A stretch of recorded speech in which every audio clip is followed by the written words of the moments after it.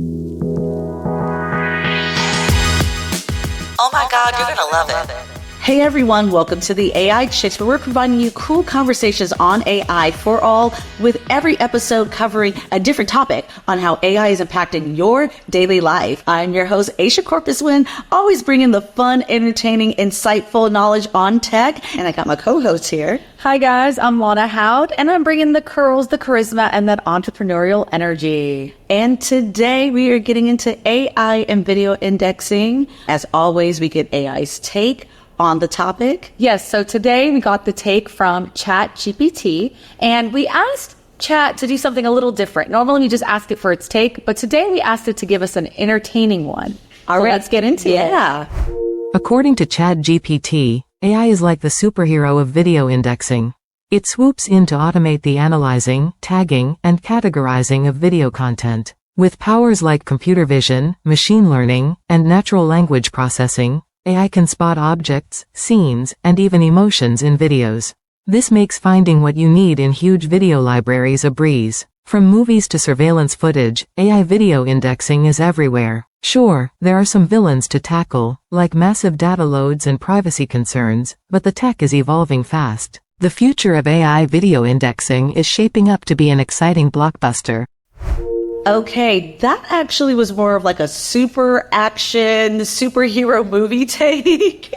But it was entertaining. Yes. For that, we'll give it that. But we're so excited to hear what our guest has to say on the topic. Our guest today is going to be Wesley Block of Kino, and we'll be getting into AI and video indexing with him next.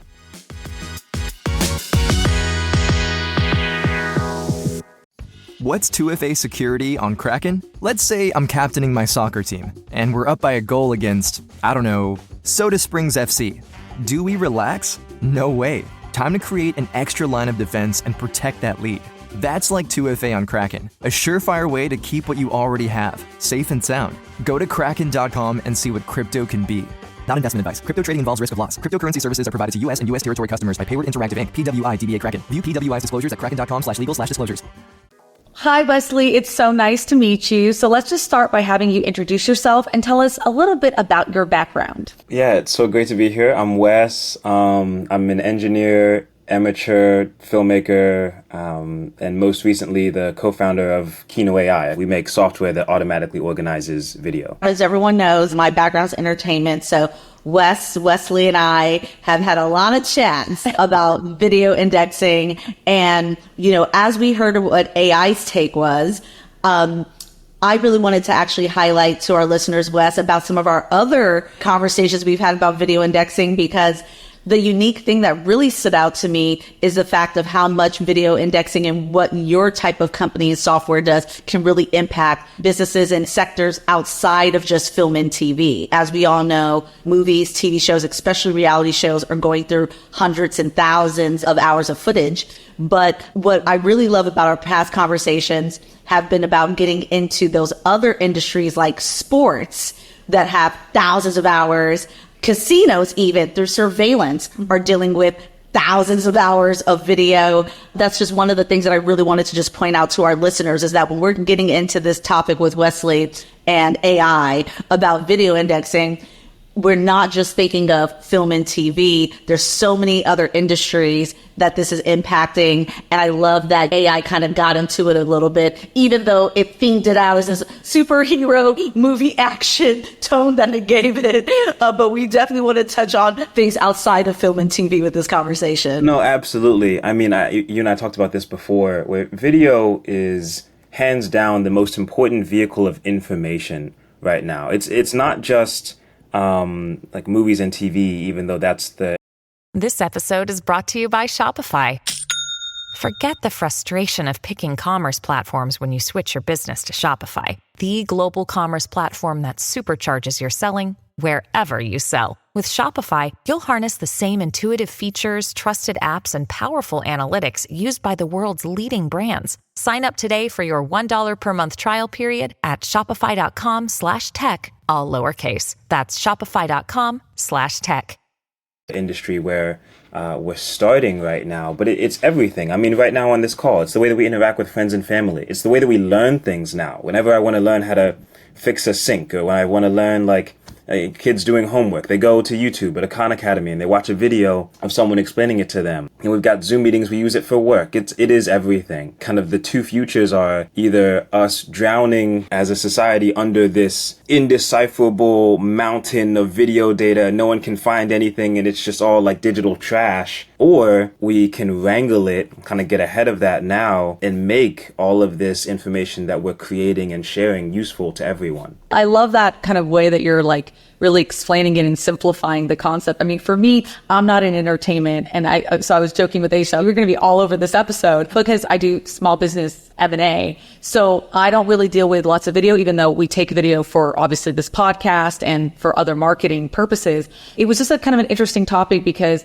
I kind of had to explore what is that? Yeah, think outside the box of, okay, this is not something that I'm interacting with every single day in terms of dealing with thousands of hours of video or really indexing. It was interesting for us, but when I kind of started diving in and learning a little bit more, one of the things we have here at the AI Chicks is our AI Asians, and the automation aspect is something that was really interesting about having AI help with going through hours of video and tagging and categorizing and helping for the searchability. So I thought that was really fascinating. And I love automation. Yeah, but I think to Aisha's point and to your point, what I really realized in kind of looking into this topic more was just the fact that it is video. And video in and of itself is affecting every industry. Education, you have thousands of hours of lectures, yes, for example, right? So universities have all their professors. A lot of them now are doing online courses, right? And then you have healthcare with training videos on medical procedures. And then you have real estate that has hours and hours of property tours. So when you really step out, video indexing, it's really cool to just hear all the different ways it touches us.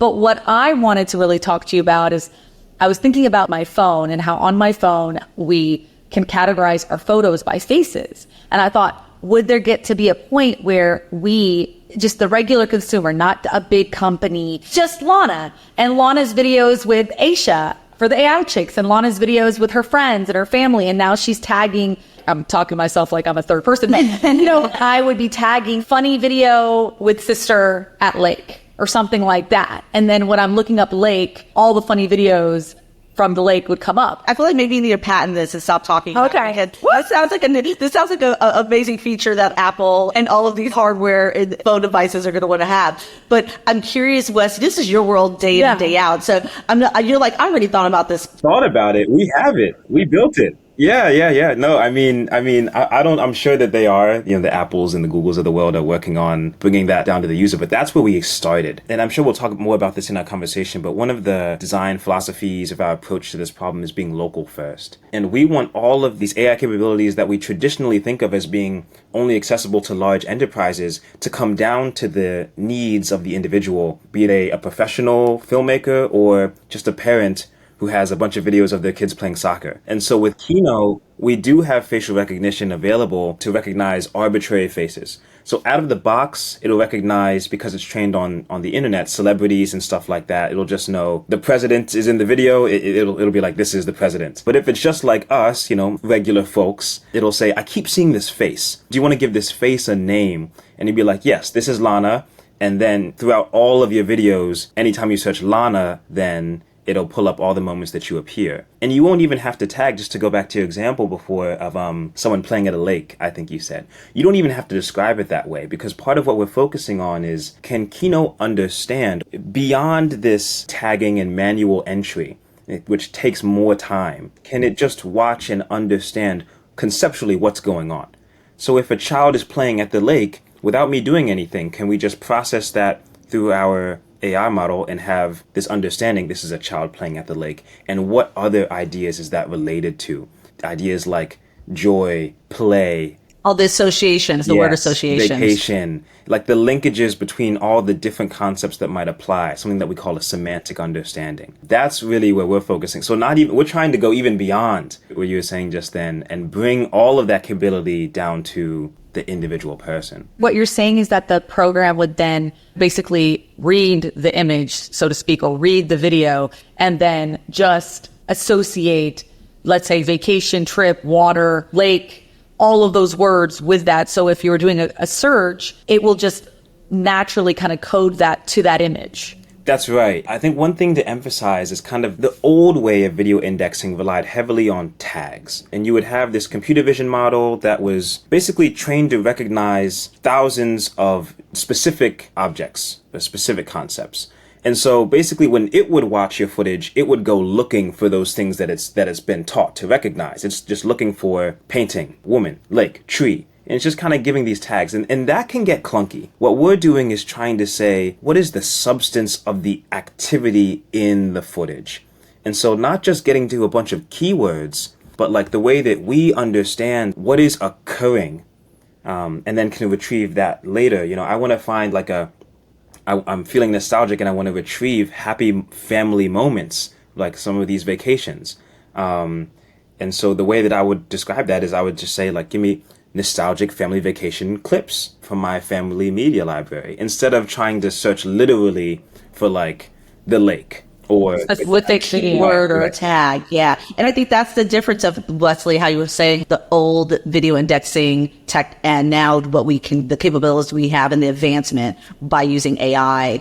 And I think some people are seeing that on a scale with like even TikTok, right? Where you're using TikTok and you're just using sort of a general description of what you're trying to find in the search bar, and then it brings up all the things associated with it. I think that we're seeing versions of the advancement of this technology from a public user interface standpoint, but I definitely feel that with the things that Wesley is doing with Kino and some of these other AI companies, to really see it advance in a whole nother way is going to be exciting. So yeah, when can I get my hands on some? Yeah, Lana, it sounds like you have some ideas and they're just in the lab working on it right now. Okay, yeah, I need to have an offline conversation. Yeah, we can back channel a bit.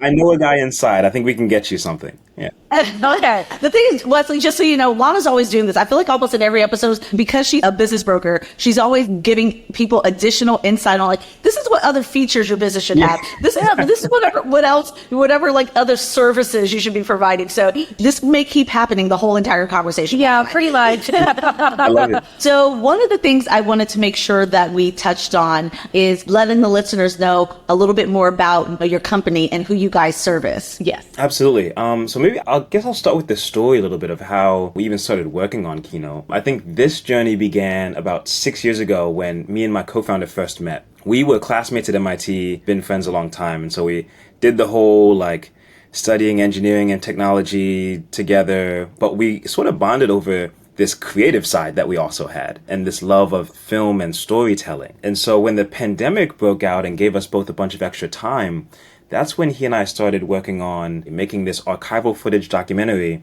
about the history of technology in the United States. It's called MIT Regressions, 3.5-hour film, and it was a beast to edit. And the reason being that I think archival footage documentarianism is maybe like the most burdensome in terms of media management. Exactly, especially with the logging, all that old footage and the searching of going through all that archival for sure. Yes. We started out with, I think, 2,000 archival assets, like 80 years worth of footage. Wow. And then we had a workflow of AI tools to increase the quality of the footage.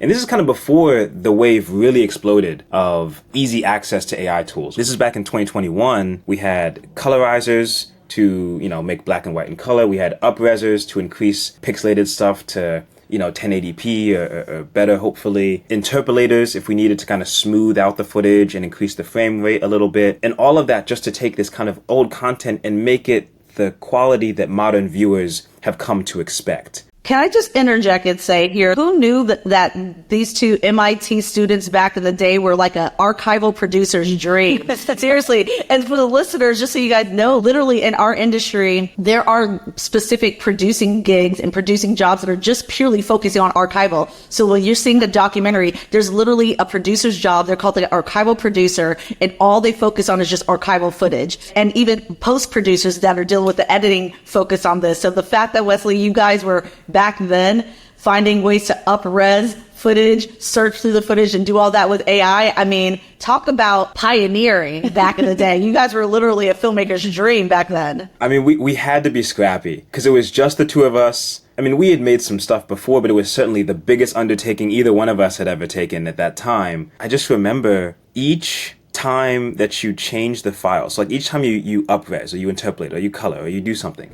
it basically created a duplicate like a duplicate file with roughly the same file name. And so we tried spreadsheet-based management at the beginning to try to keep track of what was where and some notes about what we liked. But we just ended up with this pile of 10,000 files of images and newspaper screenshots, old footage from all different sources. And it was like, where in the world is the story?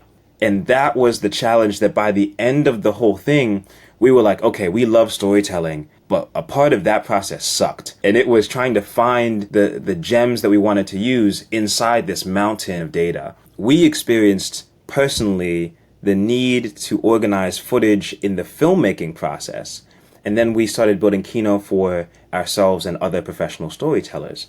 But it didn't take long before we realized how many other applications of this tech there are.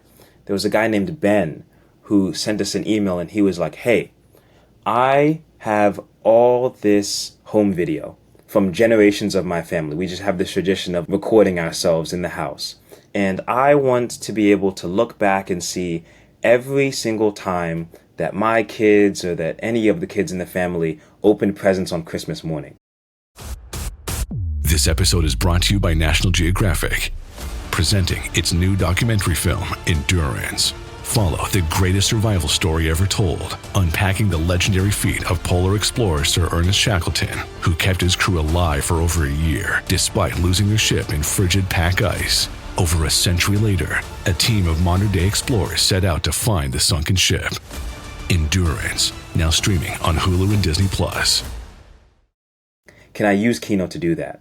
And I was like, Ben, you absolutely can. It's a beautiful use case. He's not going to make money off of it. It's not for work. But the moment that he gets to go back and see his kids opening presents and then immediately see a clip of him opening presents when he was a kid, just in an instant, retrieving all these moments from his family's history, that means something. And that's what we hope to make possible for everyone. And that was amazing. Thanks for giving that full context there about Kino and all of the ways it could be applied to the everyday person, because we're definitely speaking to those people on the AI chicks.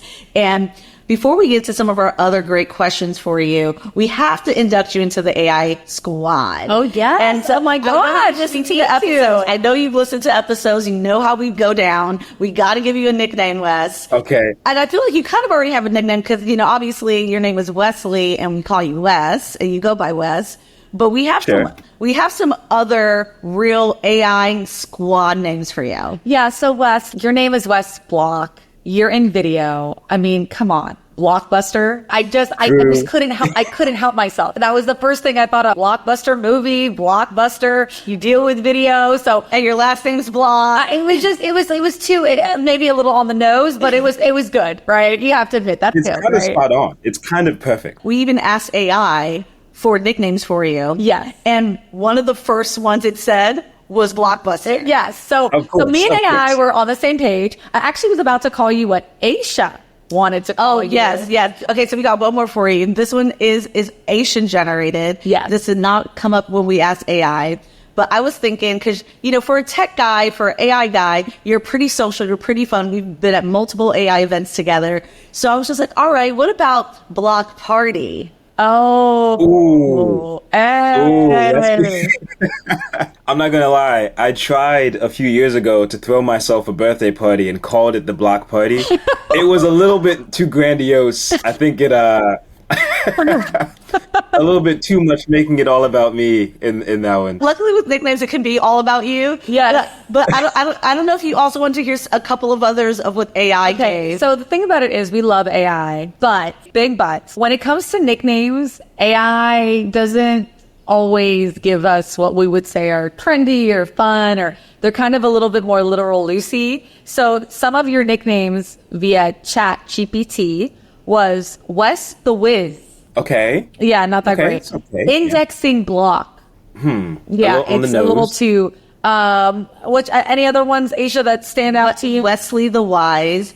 Also, and Lana says I love to always knight or turn someone into royalty. I think Chat GPT knew that, and so they gave Wes the Index King. So you can see here, no one's getting any great ideas from from chat right now on nicknames. Yes. I think the human-generated ones are the top two. Okay, so which They one are are. you liking? I mean, I think this is just a great example that like creativity is the thing that's best left to us, and we'll let AI do the automation work. I gotta go with Blockbuster. I don't want to choose sides. All right. I had a feeling you were going to say that one. I had a feeling. All right, guys, so it's official. Wes Block is officially Blockbuster. Let's go.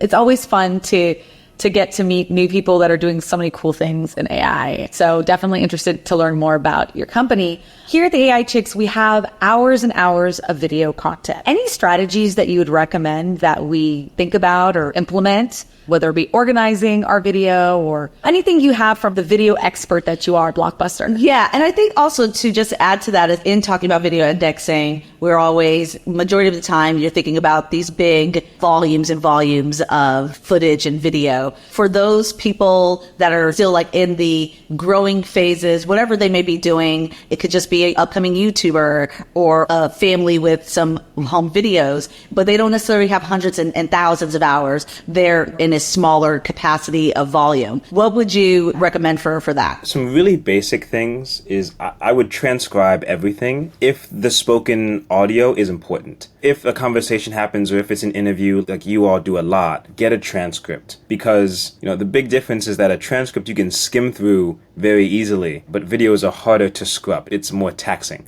The other thing that I would try to make sure that you do is get a good file naming convention. Just decide on one. It doesn't really matter what it is, but you just standardize it for yourself. Good information to include in there is the day that video was created, the people, and then maybe if you have like your own discrete categories, put that in there. But that's just going to help you, again, kind of screen through when you're looking for a specific file or when you want to find a soundbite from a file. That can help you keep small amounts of footage together.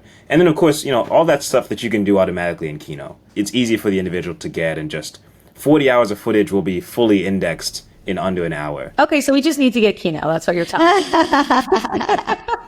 I think that really is helpful for people, to Aisha's point, of just thinking about as people are becoming more video driven. It seems like everyone is now a content creator, whether it's your job title or not. We're all going around and we want to share video with our family and friends, being at a concert or being at a show or walking our dog or any kind of activity. So I think that's a really helpful tool. And before we get more into some of the applications of it, we'd love to get on the tech side of it and just talk about the AI features and the AI technologies that are actually used in video indexing, because obviously there's computer vision. In some ways it's deep learning. So could you just give our listeners all of the different AI technologies and modalities that video indexing platforms like Kino are using? Yes, so one of the reasons that video is so exciting is because we sort of think of it as the superset of all the different types of media. There's other types of media, like there's audio only stuff, there's graphic files and animation files, and videos, at least kind of finished content that we watch, has all of that embedded in it. We've got music, we've got sound effects, we've got spoken word, we've got graphics and visual effects, all that stuff is in there. And so when we break it down, that's why on the back end, we've got all these different modules doing the analysis of your video. So of course we got like the basic stuff, transcription and translation, and then nonverbal sound recognition. That's all going on in the back end. So it hears a voice, transcribes it. If we need to convert that to a different language, we can. And stuff like clapping or dog barking, a car horn honking, stuff that most transcription models, it'll throw them off. Those are real world things, practical things that come up in audio. And so we made sure that, at least for us and many other indexing tools, you can understand that stuff. And then there's computer vision, like we talked about, and facial recognition as well. So you have both the ability to understand basic kind of generic objects, but also people. And then what we've been working on, kind of cooking up in the lab, is entity recognition. So a place, like if you have a set, even for a regular person, your living room, and it kind of looks the same across all your videos, can Kino or any of the sort of indexing tools understand where you are based on what it looks like? This is the living room, this is a kitchen, this is stage 2, all of those ideas. So those are kind of the different problems that pop up when you're trying to do a video, because it's the combination of so many different types of media types and different things that you want to recognize. What are some of the challenges that you face in implementing video indexing that you come across as you're getting large volumes of video and you're doing video indexing? So video's heavy.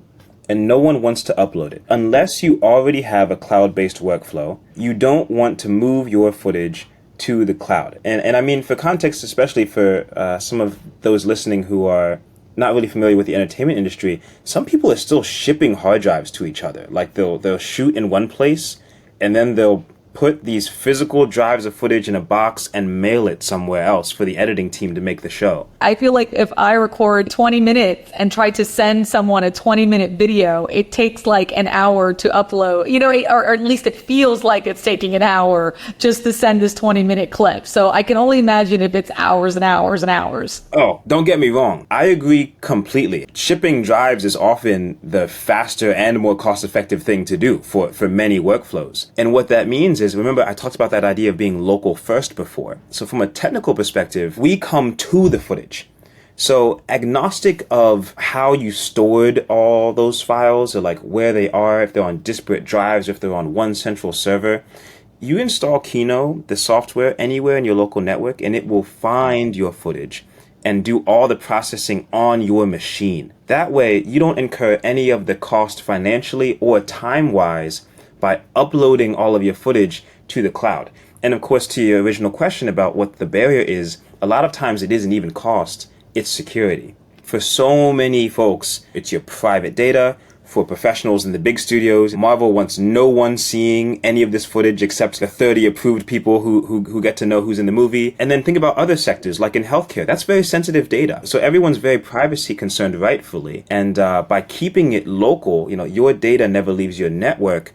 That's how we at least address those privacy concerns. And also the benefit, like I mentioned, is that it's just faster and more cost effective. One of the long-term trends that makes the work that we're doing with video indexing possible is that the cost of compute has been falling dramatically. Like the computer in the phone I have here on my desk is more powerful than the computer that went to the moon. The capability that's available to me as an individual continues to explode. So this is one of the things that makes the outlook really optimistic or really promising. I think there's no reason to expect this trend to stop. The next phone that you have or the next computer that you have is going to be so much more powerful than the one that you currently have, and you're going to be able to do a lot more with it. We're not approaching the limit. We don't seem to be close to it. Wow. Like this stuff seems to be moving so fast and getting so much more powerful. For the most part, it's gonna keep coming. The real question is like how we respond to that and how we adapt with that. Wow, that's so powerful. Someone like yourself who is in the industry, seeing things firsthand day in and day out, really basically highlighting that it's limitless at this point. It's not slowing down, and it seems to be able to improve even more and more. And so we always talk about this in other episodes and other conversations about how we're still in the primitive early stages of this AI revolution and era. So you're basically echoing kind of the things that we've been sensing, is that as we're having all of these different conversations with founders like yourselves of really innovative AI companies, it's just the beginning. And to see the capabilities, there's all these things that are just advancing. It's going to be very, very interesting to see how we as a society continue to see the impact of all of this. The need is so pressing right now because it's going to continue on like this.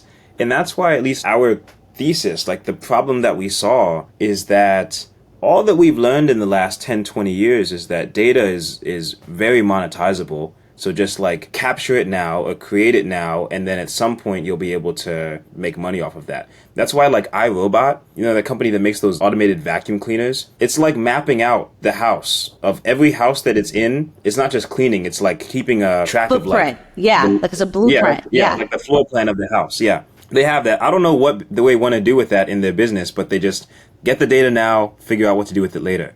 Every Tesla is a recording device.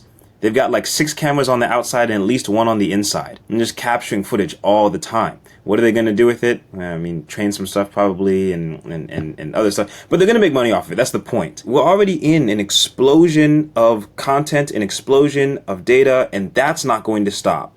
And so if we don't get a solution to how to organize all this stuff now, it's going to be very difficult to take advantage of the information in the future or perhaps even like discern what is valuable and useful or correct information in the future after it's all kind of mixed together in a pile. What are some exciting trends in AI that you're looking forward to, that you're seeing? So I'm really hoping for the boom of personal AI tools, not just my work, because I think it's going to be a given. Are you talking about personal assistants? I don't want a personal AI assistant. Okay. I don't even like Siri. I don't like Google Home. I think the things that I'm kind of used to doing every day that I wouldn't mind not doing at all. Like an AI scheduling assistant, I haven't used one yet that I really like. And some friends of mine are working on them. But eventually I think there will be one that's like pretty good, and that will just like help me not do that sort of menial thing. And we already have, AI note takers are a big thing right now. Yes. I'm in meetings all day long, and then, I can either like sit there and type and like try to be present at the same time, or I can let it transcribe the conversation and give me a summary, and that will get better. It's not perfect right now, but it will. And I think that's going to help me at least. I'm really all about access to this capability coming down to the individual. I'm excited about the fact that my iPhone is so powerful and these tools are getting better and better, that I'm going to be able to have like this level of time savings in my personal life. And I'm actually wanting to make sure that we also talk about AI and video indexing applications into the film and TV and the entertainment industry, because for you and me, that is our core. And so I'm curious, what are you excited about in that regard? What I always come back to with this question is reality television, or in general, kind of unscripted content, which was not really a mature genre before the birth of digital video. It was not possible to shoot the amount of footage that you have to shoot to tell an unscripted story, like a reality show or like a docu-series, when you were on tape or on film. In the analog days, when you were cutting that stuff. Yeah, back then, unscripted was still around, but it was considered the talk shows or the game shows, things like that. Yeah. But yeah, not when you're just following some housewives for weeks on vacation. So I know that many people have different opinions on like the quality or like how much of those stories we need to tell. But actually, I really love that stuff. And my appreciation for it has grown when I see just how much of an art form it is to tell those stories, and just how human that is, especially as we think about coming off the writer's strike. We have this question about authenticity right now. Unscripted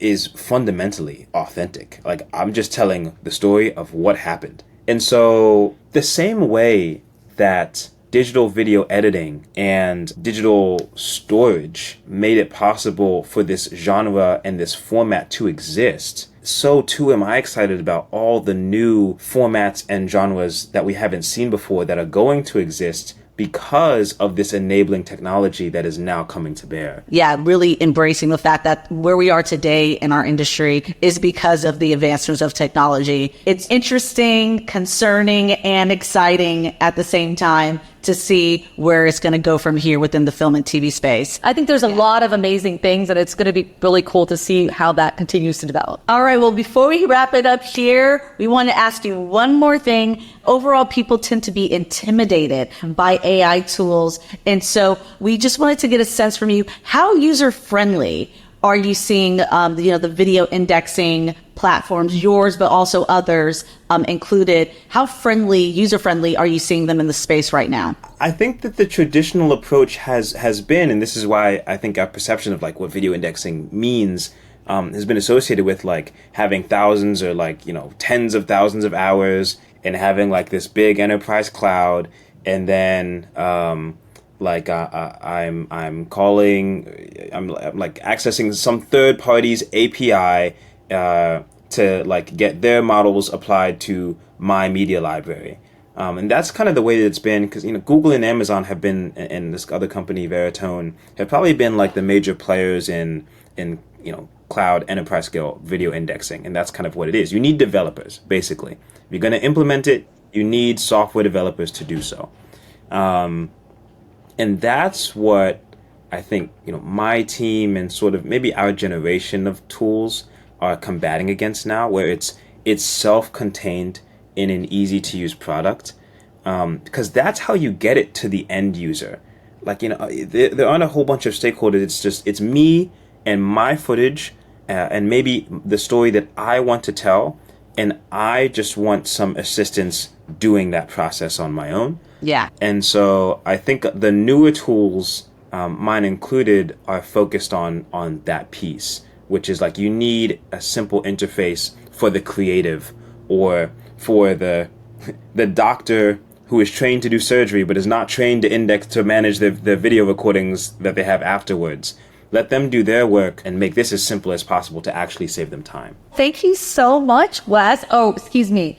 Blockbuster. I gotta tell you, part of the reason that I loved that one is because my family actually used to bowl in a league competitively. And our team name was the Blockbusters. Oh, it was meant to be. Okay, Blockbuster, it was such a pleasure to officially finally have you on the AI Chicks. You've dropped a lot of great gems. And for me, I think, at the end of the day, what's really just resonating with me is that video is really becoming king right now. Oh, there she goes. Now she's knighted video. Okay, thank you so much, Wes, for coming on and joining us. Hope you enjoyed it. Yeah, it was such a pleasure. For everyone listening, don't forget to subscribe, follow, and Cop the merch. Listen to the AI Chicks on Spotify, Apple Podcasts, or wherever you get your podcasts. Video episodes are available on Patreon. And check out our socials at The AI Chicks.